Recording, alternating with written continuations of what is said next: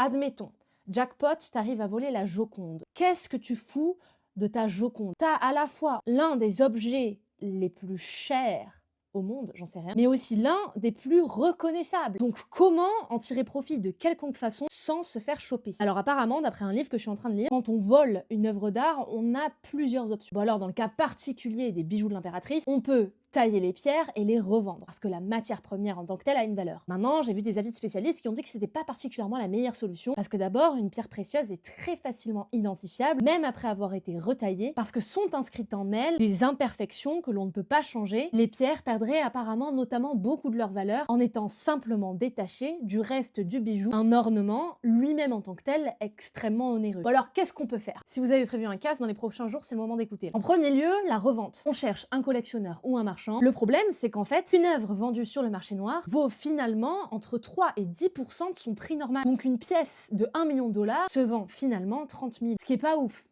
Vu les risques pris. En fait, plus une œuvre est célèbre, plus elle perd de sa valeur sur le marché noir. Les mecs savent les risques qu'ils encourent s'ils se font choper avec la Joconde et ont conscience qu'ils auront encore plus de difficultés eux-mêmes à la revendre. Alors, ils proposent de libérer le voleur de la charge du risque que représente le fait d'avoir ce tableau en sa possession contre un prix un peu bradé. L'objectif, c'est qu'au fur et à mesure de transactions, de main en main, l'œuvre puisse un jour revenir incognito sur le marché officiel. Difficile avec la Joconde. Notre deuxième solution, c'est l'extorsion. On fait de l'art napping. Kidnapping d'œuvres d'art. On envoie une lettre au Louvre pour leur dire qu'on leur rend l'œuvre s'ils nous filent je sais pas combien de dollars. Plus l'œuvre est reconnaissable, plus on peut demander une rançon élevée finalement. Le souci, c'est que les musées se sont mis assez largement d'accord sur le fait qu'ils ne paieraient jamais de rançon pour ne pas encourager les cancrelats à avoir usage de ce procédé. Alors notre troisième option, les amis, la monétisation. On utilise l'œuvre d'art comme monnaie d'échange dans le milieu de la pègre. Un tableau de grande valeur représente nécessairement une somme significative dont on ne peut pas se saisir monétairement à cause des deux raisons que je vous ai évoquées précédemment, mais qui reste une valeur significative quand même. Tu peux pas vendre la Joconde comme ça. Il n'empêche que la Joconde reste la Joconde. T'as pas nécessairement envie de la filer comme ça au premier venu. Alors certaines mafias, certains criminels organisés acceptent qu'on les paye